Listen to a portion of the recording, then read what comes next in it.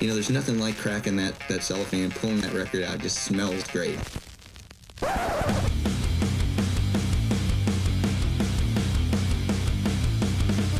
Welcome to BODS Mayhem Hour. Non-stop hardcore energy. I love the show, guys. You're awesome. Unlike any other. With your host, John the Bod, a.k.a. the Bodfather. Man, this stuff rocks. The views and opinions of the guests do not necessarily reflect the views and opinions of BODS Mayhem Hour, its staff, affiliates, or sponsors. Parental discretion is advised. Welcome to BODS Mayhem Hour. Hey, this is Fred from Carnifex, and you're listening to BODS Mayhem Hour. Hello, everybody, and welcome to BODS Mayhem Hour. I am your host, John the Bod, a.k.a. the Bodfather, and as always, of course, I'm bringing you guys and gals awesome interviews. Today, it's an honor and a huge privilege to welcome Fred Calderon of Carnifex, and Carnifex will release their 9th full-length studio album entitled Necromanteum on October 6th, 2 days before my birthday. So they planned this out exactly the way we talked about earlier. So via Nuclear Blast Records, and is the follow-up to 2021's Graveside Confessions. Now, Carnifex has been a band for 18 years, and they continue to experiment with fresh song arrangements and adding a unique sense of atmosphere to their inherently deathcore foundation. They got singles Necromanteum and Death's Forgotten Children, which features Tom Barber of Chelsea GRIN. So, Fred, my friend, welcome to the podcast, and how you doing? Thanks for having me here. I'm feeling great. I was a little tired. I had a lot of errands to do this morning, but that wore off as the day went on, so I feel pretty energized now. So, how excited are you to have this 9th album entitled Necromanteum out October 6th via Nuclear Blast Records? And did the album turn out exactly the way you guys wanted it to? I don't know what the original vision for the record was. We were in a transitional period where we were working with a new guitar player. We had Jordan Lockery leave just before the pandemic, and then we had toured with Neal and gotten to know him and his style, like literally February of 21, like when it, like, or 2020, like a month before everything shut down. So then the writing process didn't really start with him until after Graveside. Like when we did that Dahlia tour, then we started working with Neal. So that was getting to know what he was bringing to the table while also still doing what we normally, we're geeking out on. So it was kind of cool. Like we know that we wanted to try different stuff based on what he thinks fits our sound, and then incorporate that, and then try to come up with stuff based on what he was giving us. Now, we know Neal has came from Devil Driver, plus he's in a couple other bands. But what has he brought to this band that has made it better? Not knocking the other guy at all whatsoever. But what has he brought to this band that's maybe added fuel to your guys' fire? Yeah, so Jordan was a great guitar player. We have a whole era with him from Die Without Hope up until World War X. So there's a lot of influences that he brought in there. While we were also, I always call it like the Venn diagram, those circles of like where there's stuff that we end up liking that we probably wouldn't normally think that we could incorporate that kind of stuff in the band, then we would do that. And that's happening with Neal, where he comes from a very eclectic background of it's not just metal. So he's got some like country blues stuff in the back there. And then it was pretty funny when we went to go record this record. He was adamant, telling Jason Suecof, our producer, he's like, look, I know you're going to want me to shred on an Ibanez. I'm bringing a Fender, trust me. And he tracked the solos with his Fender. So that was like a specific tone that he was chasing, the cleanliness or whatever he was looking for, that he knew was going to spice up his solos, which probably wouldn't fit like on paper with us, like with the metal, with our deathcore style. But you hear the solos, they're pretty tastefully sweet. This concept album is based on trying to communicate with the dead. And we talked about this just a little bit ago before we started this, but intellectuals began installing psychomantiums in their homes. Now, it's a secret room completely filled with mirrors, folks, or a single mirror, and it's in a complete darkness.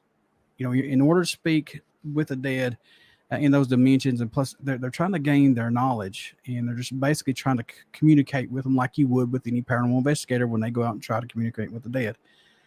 This is legit. This is not fake. This is not like pulling one over your head. This is absolutely real. This is all happening back in the day. Now, this was often used, like I said, as a healing tool to help dissolve grief, or considered a form of prophecy. Where did this come from? Where did you guys say, okay, let's go down this path with this album talking about this? I know Scott kind of likes occult and paranormal stuff, and I'm familiar with like the Ouija board. I didn't realize that there was this whole, like you said, secret room. I didn't know there was a secret room. I remember they'd have parlors and stuff and do the seances or the Ouija board and try to talk to people on the other side, but I didn't realize it was that in depth until Scott started telling us about this concept. And what he further implied, or what he further, like, I guess goes into, is instead of just talking to someone that's passed or an entity, like, because I remember with the Ouija board, can't you also deal with pretty shady demons that are trying to cross over and mess up stuff here? So he was talking about using the Psychomantium to actually see if you can talk to Death himself and then garner any secrets or insight that Death would have, and then what's going on, or like what's I don't know anything further than that, but that was the thing. Is like, can you use it to communicate with Death itself, and what would that conversation be like? How far in depth did you guys want to go on this? Because it gets very deep. I mean, you can go off in the rabbit hole where you're not going to come back out. Yeah. How far did you want to tackle this? I don't know how far you want to tackle it, to be honest. That's a question I'll ask him to get deeper, but that's what I garnered from it, was that he's like, it's not just talking to the dead, it's talking to Death itself. Necromanteum video was directed by Jim Lovea and Tony Aguilera. Did they get the vision you guys wanted exactly for this video? Oh, they nailed it. It's always cheesy trying to come up with music video ideas, and Scott we learned early on that it's better if we come up with the concepts and then pitch it to the videographers and the director, and then they'll come up with it. And we've worked with Jim before, and so it was really funny to go, hey, we're thinking about doing this Blair Witch kind of shaky cam forest stuff, and then immediately, like, they went out and got the background footage and then sent it back. He's like, something like this. I'm like, you nailed it. All right. And then he has a big studio with a big video screen, and then we did all the stuff in there. So they did all the live stuff right before we showed up to do the music video. He had already done all we call it the B-roll footage. So the other thing was Exorcist, because if you notice in there, we're reaching into the TV screen and the hands reaching back. So that's what we were pitching. It was like, can we do some Blair Witch, Exorcist kind of spooky stuff? And then they did all the B-roll footage, and it just had a bunch for us to play in front of. Man, I love hearing these old movies of horror still playing today, and everything that we do for us horror fans. I mean, because it's a love for it, man. It still shows how strong, just like music, just like songs, look how they are still around today. Did the band add anything differently on this album musically than what fans are accustomed to hearing from Carnifex? That's kind of hard for me to describe technically, because I want to say maybe there were riff sections that we probably would have put under more scrutiny, because it may not have originally been what we think we would play or sound like that. But there's always the thing, like, even if Neal brought something or Cory brought something that had a specific sound originally, there's still the producer aspect that goes through when Scott says his feedback, when Shawn adds his drums, then what I start feeling like I should accent. So there's I feel like through and through it's still what we're doing. It's just more refined with the song structures and solos, and then it's just the themes. Really, we're still trying to keep things kind of melodic but really dark and evil sounding, and there's still fun riffs in there. There's still fun and brutal and mosh parts in there. How's the fans' feedback been on the release of these new singles, Necromanteum and Death's Forgotten Children, which I said earlier features Tom Barber of Chelsea Grin? There seems to be more hype than it was when we released Graveside. I don't know if it was the timing of it, like what was going on with the world, But there seems, or just in general, like metal seems to be really popping off again. Like there's those ebb and flows, and this seems to be the big upswing. So there's a lot of people. I see a lot of people talking about it and telling me the specific parts that like. There's a lot of feedback, and I like seeing the conversation being really full, and it's not just, oh, we listened to it, moved on. People are still telling me what they love about the songs, and they can't wait to hear, just based on the titles of the other tracks, I can't wait to hear this song. Where's another thing, Fred? I mean, could it be too that, and I don't mean this in a bad way, because strange things happen like this since we're in the world of technology now. Mm-hmm. Could it be where it's getting out there more now? Like the band's finally like, oh, we're getting a more of a social following with Spotify and all these other platforms that are people finally are coming to you guys. Mm-hmm. I mean, it's tough because you know how Facebook controls the flow of information, and you have to pay to get it out there. If you do anything that kind of reflects any type of business, they totally squash it. So we see the, I guess we call it, like, shadow banning. We see the like stuff that we put out there get squashed, and then we have to pay for it to be advertised and get out.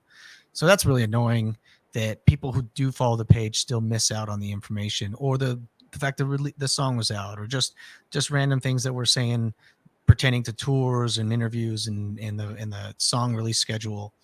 So it's kind of a burden where the technology is also trying to suppress us. What led the track Necromanteum to be the first song released off this album? I know it's the name of the album, but why start it with this? Because I know you probably could have had another banger. Usually when we vote on songs, it's usually what we think is going to best suit it's like putting out the representation of the record, right? We had to pick what song best represents what the direction we're going with this record, that gets people, it's that hook of like, okay, you hear this, and then there's going to be the outliers as you go out. It's like, so there's going to be a lot more of this, but there's going to be stuff on the ends of it that you might get a tinge of, or you might get like a little bit of a flavor of like, oh, I want to hear more of that. Well, there's another track that has more of that. So was there a track for the album that totally ended up sounding different than what it was intended to? Was there one that kept changing, or no? Off the top of my head, I want to say Heaven and Hell All at Once, maybe. And then there's another track that I'm pissed at myself for not remembering the name. I think it's track 8. There's like, you know, when it's okay, so we write the songs, we practice the songs, but then when we get together, we like to get together and actually play it together, and it's like a final, like, hey, what do you think? Like, we jam, like, hey, what do you think of this? What if we tried just to, like, even if I wrote it different, like a specific way in like we're tracking it, when we're in the room, it's kind of funny to hear someone playing it. Why are you playing it that way? What's making you want to go that way? Now that I'm hearing you guys playing it, makes me want to play it this way. So there's always these like little changes, but I feel like those two songs really got ironed out when we were jamming versus when we were just separately tracking the stuff and then sending in our parts. Yeah, track 8 would be Infinite Night Terror. Yep. I got you, my friend. I got you. Look, I know these are your babies. I understand it completely. I know you guys are attached to these songs. But any track standing out more to you than any right now possibly on this album? I think those two. Those are the ones that stick out. Like, that's why it sticks on my mind. Like, there's nuance to them that it probably sounds like, yeah, that's what a Carnifex song would sound like. But there's just a different thing that we're doing on those tracks that we didn't really do before.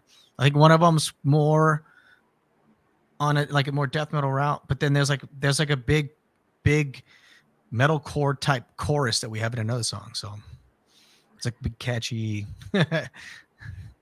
Since you're 9 albums into your guys' career, pretty much 18 years of doing this, has Carnifex hit their stride musically? Because I hear some bands say we're 15 years into this and we're just now hitting our stride, and I'm like, and that blows my mind. I'm thinking, wow, really, after 15 years? But do you think that's happened? No, you guys still scratching the surface? I think there's still stuff we're like chipping away at. Like, how can we still add this stuff? What can we do differently? What can we turn?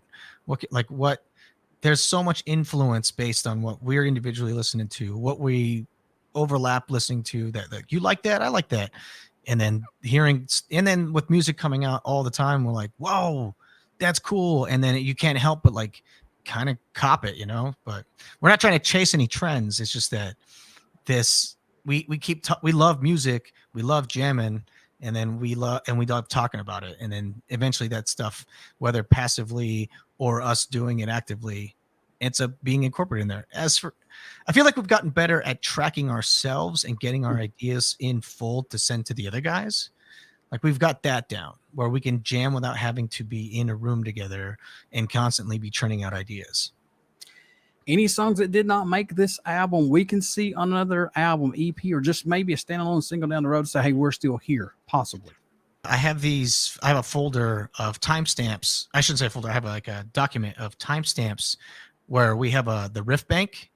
And so there's the songs in there, and I have the timestamps of what we took out of it, but then the timestamps of stuff that I bookmarked that I'm working on or I want to work on later.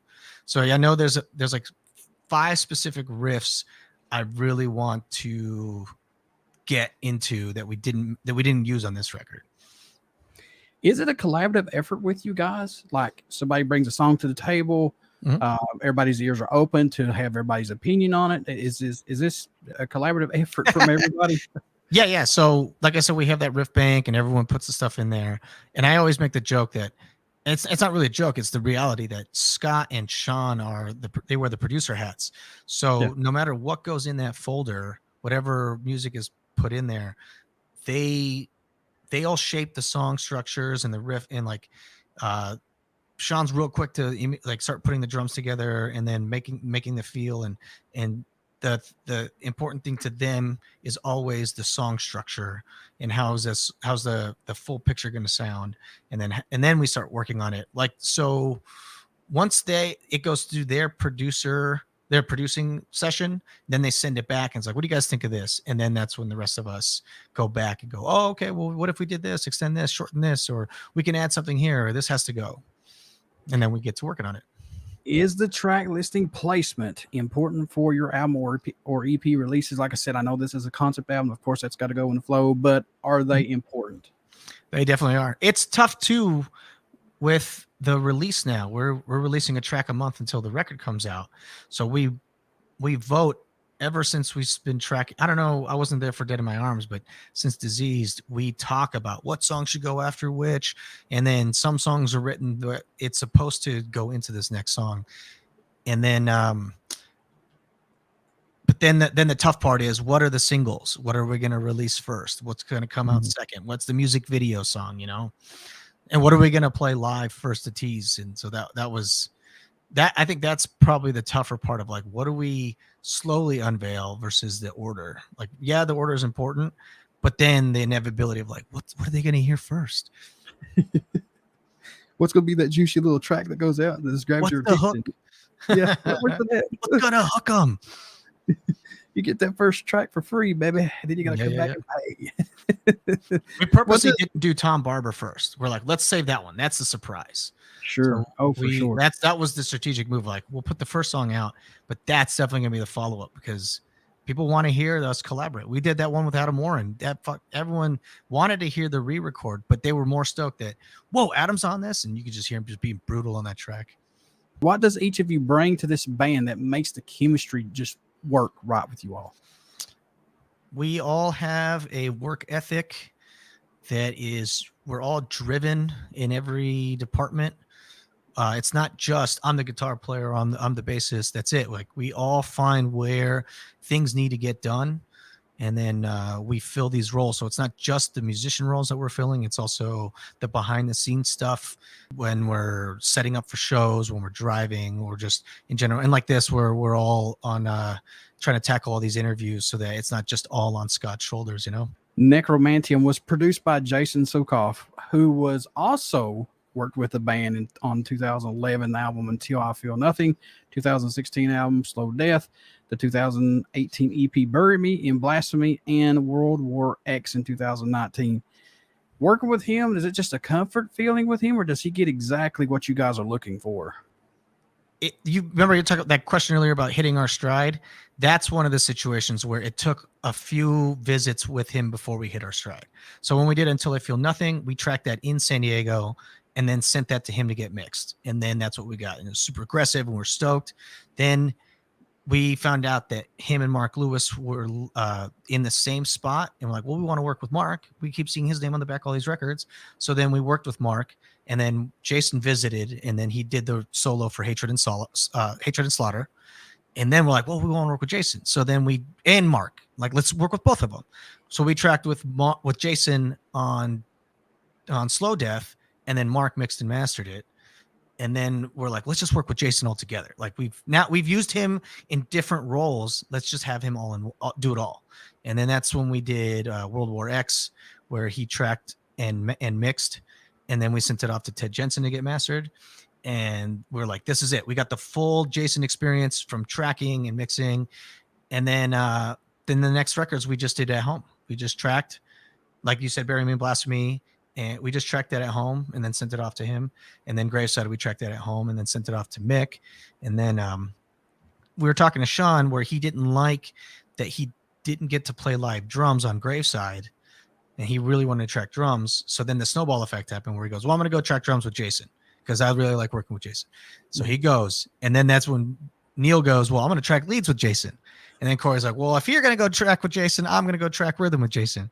And then I'm sitting here like, well, if everything else is getting tracked there, I want to go there because I'm going to get the best stuff and I get to nerd out with them. And then we're going to come up with cool stuff. And I like goofing around. Like I have ideas that I want to mess around with. And since he eats and breathes guitar, it just comes out of him naturally. It's like, oh, that's cool. Let's chase that. Or nope, don't do that. Just play the riff, you know?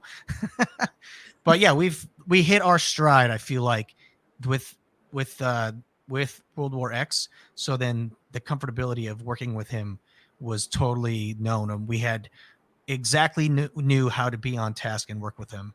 And we were safe going to him for this one. So working with him though, Fred, does he get something out of you guys that maybe somebody else might not get possibly? Does he get anything and everything out of you all? Yeah, he's a crazy great guitar player where he just thinks what he thinks an idea. Like what we ran into before of tracking, there's always got to be an overlap. Like if Cory's there, then Neal's got to be there. And then then when I'm tracking, one of the guitar players got to be there just to see like what changed. I hear something changed. Can you show me what you changed? But with Jason being there, he knows every little nuance that as soon as we hit a part, I'm like, whoa, this is different. What changed? And he immediately he can show me, and then I don't have to reference anything. I don't have to text anybody. I don't have to have someone over my shoulder. It's just immediately, this is what's changed. This is the way I want you to play it. And then I was like, oh, cool. Or like, I have an idea. I wanted to see if you could do it. And then we do it. And then we just right then and there, it's instant. We can start working on something and then move on. There's no railroad speed bump. There's no speed bumps with him. So I love this album cover. It's creepy. It's spooky. It's got the paranormal vibes on it, man. It's cool. This was done by renowned comic book artist E.M. Geist, and I hope I pronounced his last name correctly. How was working with them on this? Did they get exactly what you guys are looking for? Yeah, Scott is he's always on the eye. He's always keeping an eye out for artists that he wants to see if they can put their spin on what our stuff is, because we kind of have like that image of like we're kind of a Halloween band, you know. So he wanted that like that spooky kind of like, I need something like it's not just like a book cover, you know. It's like it's got to be like a comic cover. Like it's got to be like vibrant. That's why we have those colors. We have purple and the slime green, and he wanted it's got to invoke the like not just the graphic novel nature, but like the old movie covers, you know. Mm-hmm. And I think he nailed it. I don't know what the conversations were like between the two of them, but usually Scott, I feel like, tells them what he wants, and then they send sketches, and then they go back and forth until he goes, okay, that's cool. And then they send us something, and then that's when the rest of us get to look at it. It's like, hey, there's a rough draft. I'm like, that's cool. And then we argue about the size of the band name, you know. Oh, so how big the logo should be. Man, I'm like Scott. I love album covers that are vibrant. I love album covers that's got color to them. I mean, they pop. Mm-hmm. You know, it just instantly grabs your attention where you go, I gotta go back to this album. I want to get it just because of the simple fact the way the artwork was, and we bought albums because of that simply when we were kids. So they can't all be black and grim, you know. No. All right, so we're going to throw Carnifex out the window for just a couple of questions here, my friend. We're going to know all about Fred. We're going to put you on the hot seat. All about you. If you could write an album equivalent to your favorite band's album, which album would that be? That's tough because there's like 3 different styles I want to do. Like, I'd want to do something like Individual Thought Patterns Like Death, or Vermin from like Old Man's Child, or even like just even like Souls of Black, A Testament or something, you know. Good one. I think ideally I'd like to write something along the lines of like something straight black metal-y, something straight death metal-y, and then something like straight like Black Breath, like that kind of thrash, like that kind of death and thrash sound, you know. Now, I know you guys have played a lot of shows, man, over the years, but what's been your most memorable show that the band has been a part of that you still can't believe Carnifex was to this day? One of my favorite being on tour memories was we got to be on a tour of the year with Parkway Drive and Heaven Shall Burn and Northlane and us opening. And the cool thing is you always hear about the co-head bill, right? The band's a co-head bill. And but what ends up happening is either one band plays last or they flip-flop, you know? And they did something really, really unique where they wanted to be like, no, it's going to be a legit co-head bill where we have to split it somehow. And they did this thing where it was 2 setups, 2 soundboards side by side, 2 light boards side by side, all the production on stage for both bands, drum sets side by side. And they would still have to flip-flop, but this was the unique part. Parkway would go on stage, and then, or Heaven Shall Burn, but one of them would go on stage, play 5 songs, then play a cover of the other band. So Parkway covered The Weapon They Fear. And then you want to hear more Heaven Shall Burn? And they walk off, and immediately Heaven Shall Burn walked on and went into their 5 songs. Then their Parkway cover, and they go, we're bringing Parkway back on. And then Parkway would walk on. So for 2 hours straight, it was just bam, bam, bam, bam. And then whoever closed that night had the encore of 2 or 3 songs. Jeez. And it was incredible to see because it was just seamless. There was no break between the 2 bands. They were both on at the same time. Dude, so you were just constantly getting your head banged in, man. Jeez. It was cool to see. And then for us to be lucky to be opening up for that crowd and having that crossover, because Heaven Shall Burn was the heavy band of the 2. And then still like the open-mindedness of the Parkway fans. So we got lucky to be in front of that crowd. But to see that every night, just that seamless, and they had pyro too. Indoors. So it was crazy. And confetti cannons. So it was cool. Like they killed it. If you could be a member in an iconic band and play one of their legendary shows, which band would that be, and what show would it be possible? I thought for a long time it would have been cool to be in Flames. And then iconic show, Download 05. That would have been sick if I could have played with them at Download. That was the lineup where it was like they had a Black Sabbath, or they had a Ozfest Day. Slayer was there. Original lineup of Anthrax came back. It was a stack lineup. Download 05. That would have been sick. All right, folks. Carnifex will release their 9th full-length studio album entitled Necromanteum on October 6th via Nuclear Blast Records. And you definitely want to give this band a shot and go listen to their music because you won't be disappointed. So, Fred, how can folks stay in touch with Carnifex, buy this new album, everything under the sun for Carnifex? How can he do that, sir? You can follow us on Instagram. You can follow us on Facebook. We have a YouTube channel. And just we all have individual Instagram accounts, and then you could just stream us everywhere. Spotify, YouTube Music. Is it Apple Music? Is that still going on? Yeah. Tidal. I keep hearing everyone's talking about switching over to Tidal because of the sound quality is better. Not heard of that one. That's a new one. Everybody stick around. We got some great stuff coming up. You only hear these interviews right here on BODS Mayhem Hour. Please go check out our Facebook page that has our podcast link and our YouTube link that I hope you guys and gals go and subscribe to. Also, please go out and check out Carnifex. Pick up their 9th full-length studio album entitled Necromanteum, out October 6th via Nuclear Blast Records. Pick up their old stuff. You won't be disappointed, folks. And Fred, thank you for doing this interview, man. I've been a big fan of Carnifex for a very long time. Oh, yeah, thank you. Thanks for having me.